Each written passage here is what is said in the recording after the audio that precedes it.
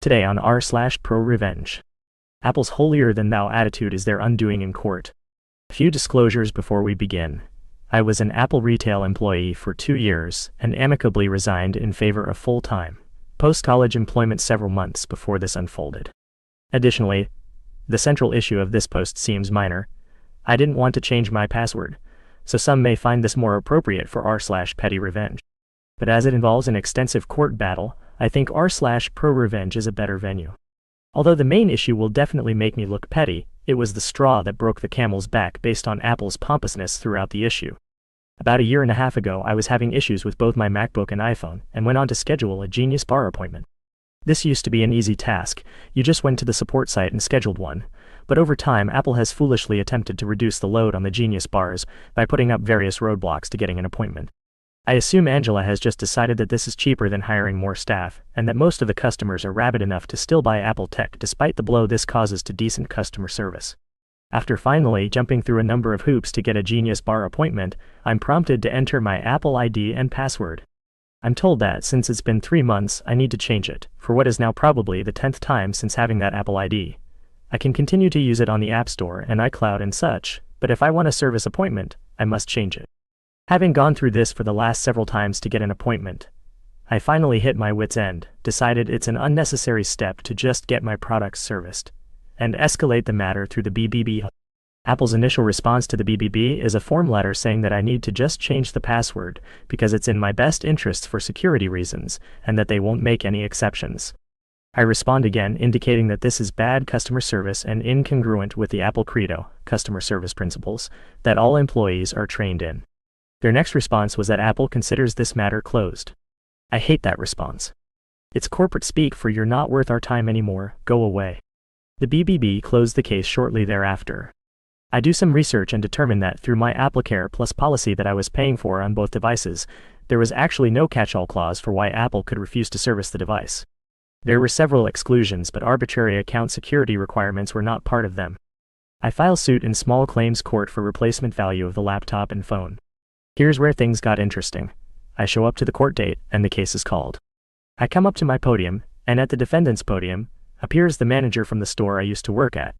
It was in the same county as the court, but significantly farther away than an Apple store that was actually a mile from the courthouse.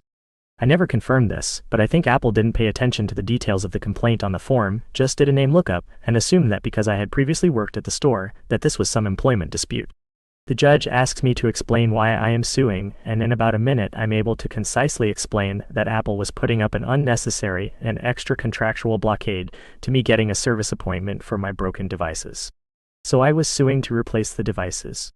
The judge then turns to the store manager, who has arrived at court in a t-shirt and jeans. I'm in a full suit out of respect for the court, but before asking for Apple's side of the story, asks if the manager is a lawyer.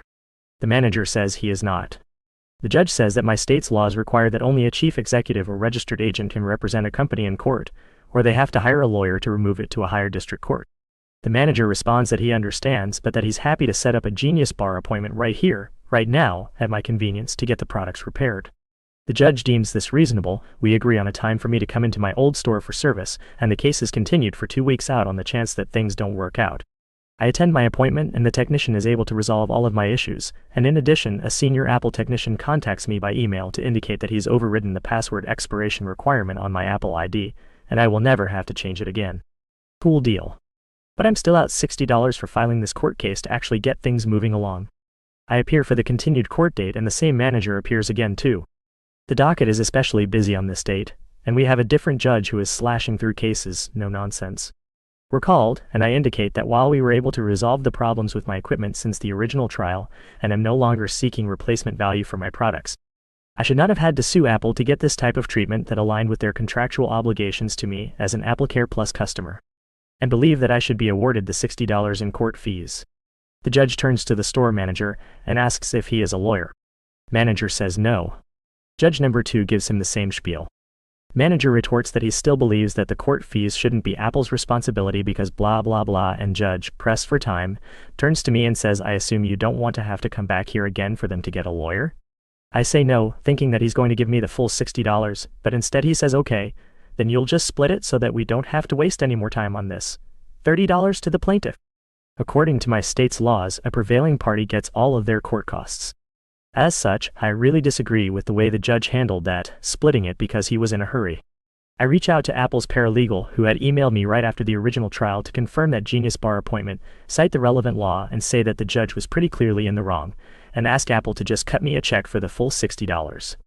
Otherwise, I'd have to appeal, which was an extra $125 they would surely lose, and then owe me $185. I was more or less appealing to their common sense. They didn't have any, responding that they would follow the court's judgment only and cut a check for $30. I think their pompousness continued in assuming that I was bluffing about the appeal. So, I appealed. Since the small claims court is a subordinate of the district court, it actually got appealed to the highest court in the county, the circuit court.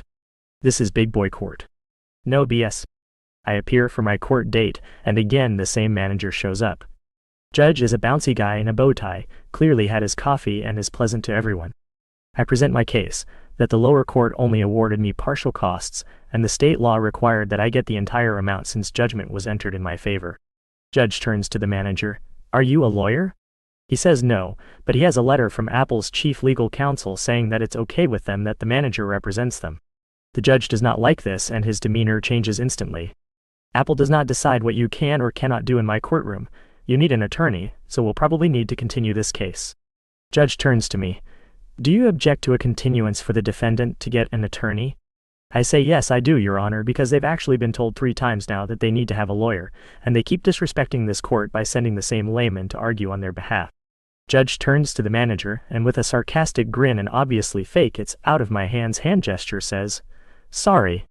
Judgment is entered in my favor for $185. As if that wasn't good enough, after 30 days, Apple still hasn't paid. I reach out to the paralegal again, and they say that they are still looking into their options, as if they were going to appeal to the state Supreme Court, which had to have been done within those 30 days. Again, Apple thinks that they're too good to follow court instructions or do what's best for them. But they seem to have forgotten that I used to work from them. I have my credit union look up one of the old ACH transactions from my payroll, and I ask them what bank that was drafted from. They tell me Wachovia. I go back to court, file garnishment proceedings against Apple via Wachovia. I was able to skip the discovery portion since I already knew where they were keeping at least $185. And Wachovia, of course, cuts me a check within days. Our last story for today. When your racket with the local cops bites you in the behind internationally. This happened a few years ago when I was serving overseas with the US military.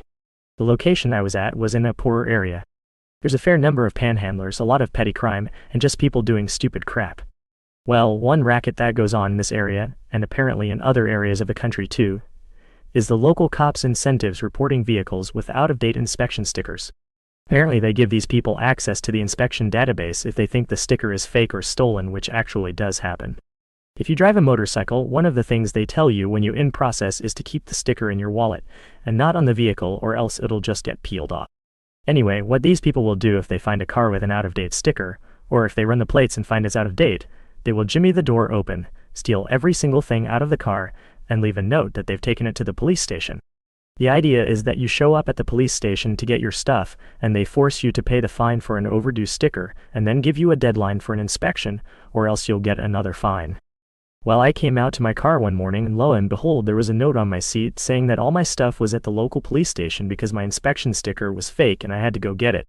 No, not only am I late for work, my kid is also going to be late for school because there's no bus and I have to drive her every morning on my way. Also, my inspection sticker is not out of date, so I have no idea what's going on. Now here's the thing that was extremely problematic was I had put my passport and my wife and kids in the glove box because I was taking them to the base to get some paperwork done, as well as grab some paperwork for my wife to apply for a new passport because hers was expired. I'm very forgetful, so I put them in the night before and made sure the car was locked. Yeah, dumb mistake. Anyway, I get to the station, ask them what the heck was going on, and then when I have them look at the inspection documents that the guy had taken, which clearly stated the car had been inspected and was current, they apologized and told me that they would give my things back, and I had to wait there for a second. I asked to file a police report for theft, but they looked at me like I had 3 heads and told me nothing was stolen even though somebody broke into my car and took my things. This is when a light bulb went off in my head, and this might fall into the unethical category. The guy had taken official US passports, which might be a problem, but probably nothing would come of it since they were turned right in to the police. However, I asked him where my wife's passport was. They told me that whatever is there is there. I said I needed a police report because I needed to contact the US Embassy about a stolen passport and the fact that this police station would know exactly who the person was that stole it because they had dropped off my things that morning. I have never seen someone's attitude change as quickly as that cop's attitude changed. He tried to talk me out of filing a police report, but I was pretty insistent, so I went ahead with the police report, and then I did contact the embassy and reported the passport stolen, and gave them all the information of the police station, and when I got the police report I emailed it to them as well. Wound up getting a free passport out of it for my trouble. The embassy told me they were going to handle it, and from what I heard the person who broke into my car actually got arrested and fined, and was looking at additional charges because he stole foreign documents. Really would have liked to have been a fly on the wall when one of the local cops rolled into wherever he was at, and told him to come with them. I don't feel bad at all. Hopefully dude learned his lesson and I did not have any further issues until I went home. And those are all the stories we have for today. See you tomorrow.